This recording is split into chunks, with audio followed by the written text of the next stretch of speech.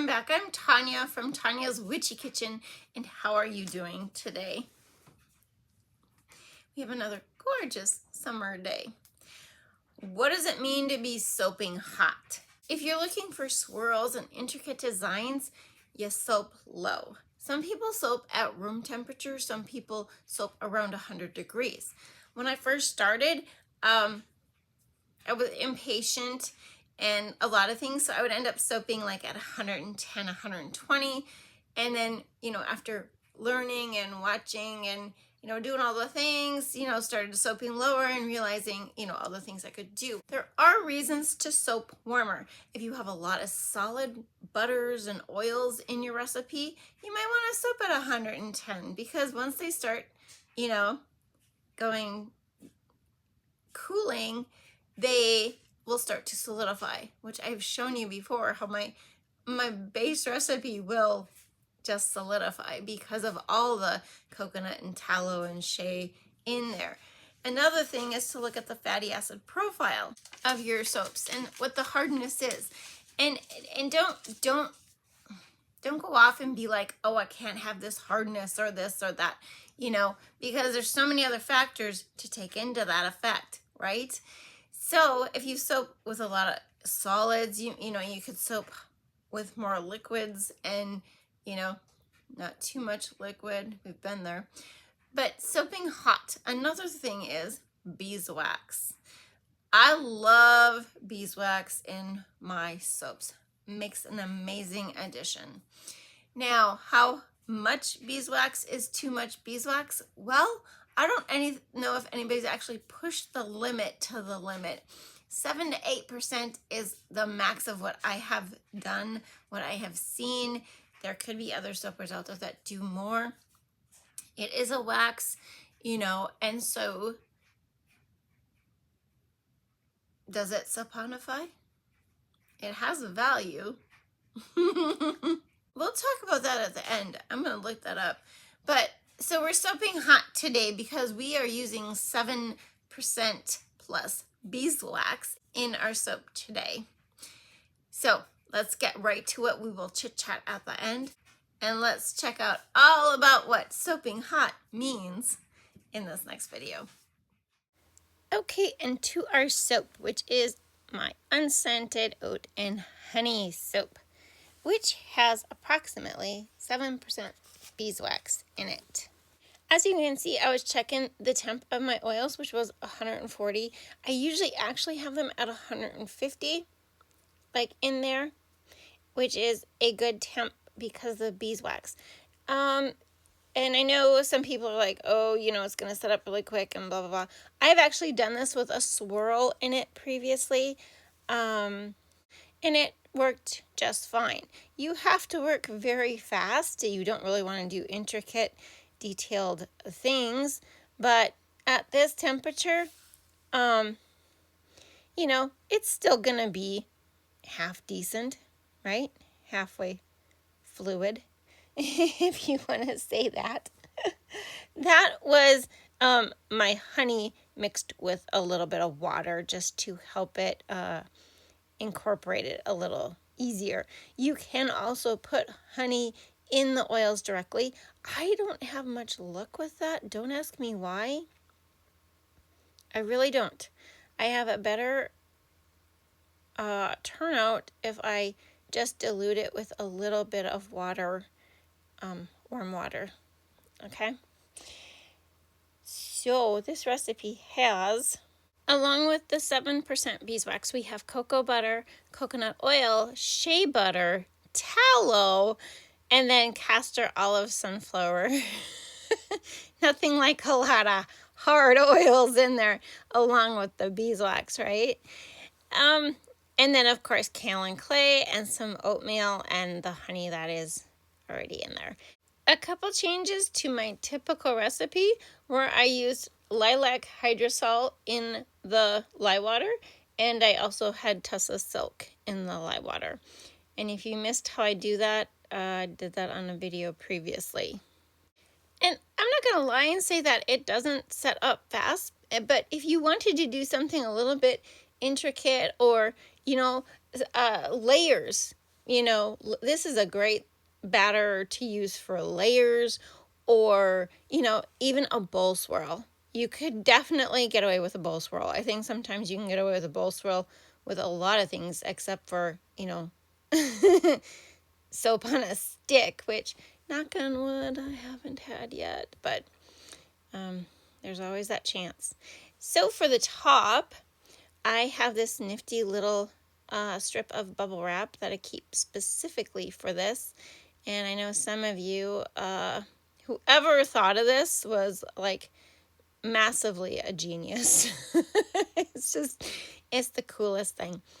So I just make sure it's stuck in there really good.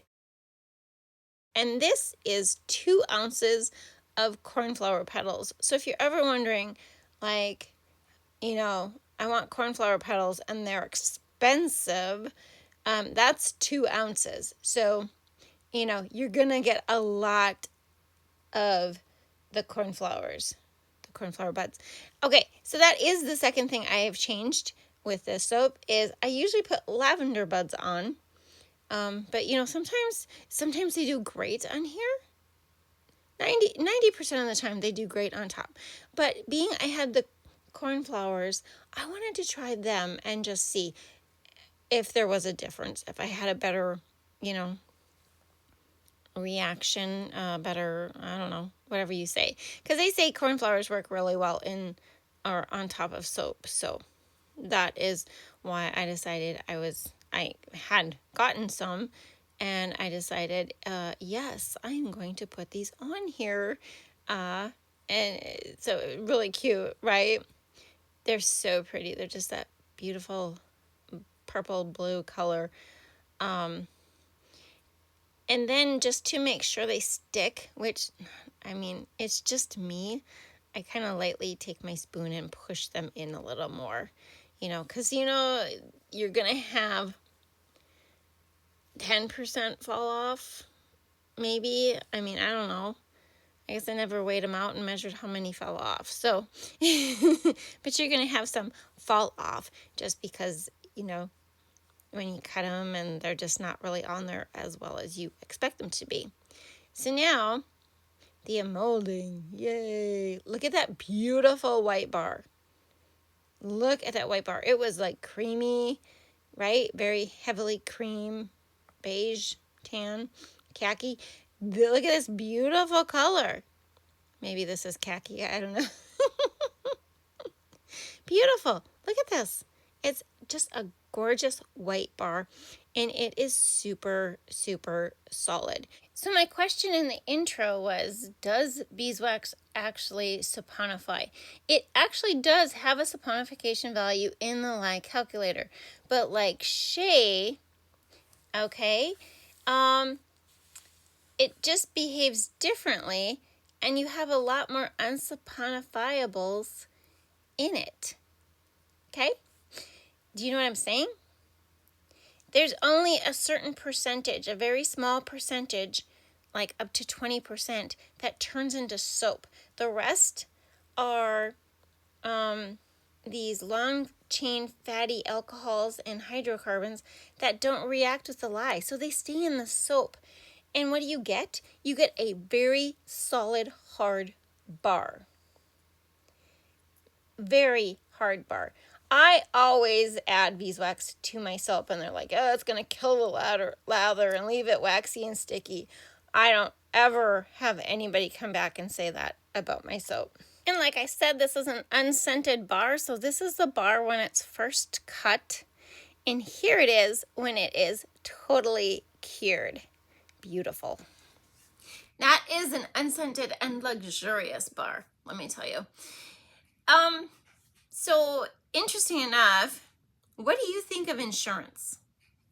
Health insurance, house insurance, car insurance, any type of insurance. What do you think of insurance? Is there any insurance that you feel is worth the money you're paying? I have one. My eyeglass insurance is spot on. Like, I absolutely love it for what I pay for it. But for me, who has 4 of us in glasses, amazing. However, every other insurance is a freaking joke, but not when the consumer is paying for the insurance, going to the clinic, getting prescribed a drug, going to the pharmacy, and the one company is making bank on all of this. There's so many flaws with the system. Yeah, that's my spiel for today. Do you have a favorite insurance? Do you have an insurance that just does the work for you? Like, it literally is worth it. I mean, I can't complain. We've been very blessed over the years on what we have been able to have, but it still makes me so angry when I see other people that are suffering or hurting and because of insurance. Yeah, it's a scam. I'm sorry. Okay, but anyway, 3 things to leave you with today. Dream big, be true to you, and you are worth it.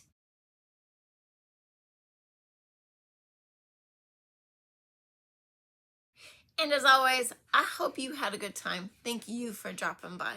I will see you next time, and God bless.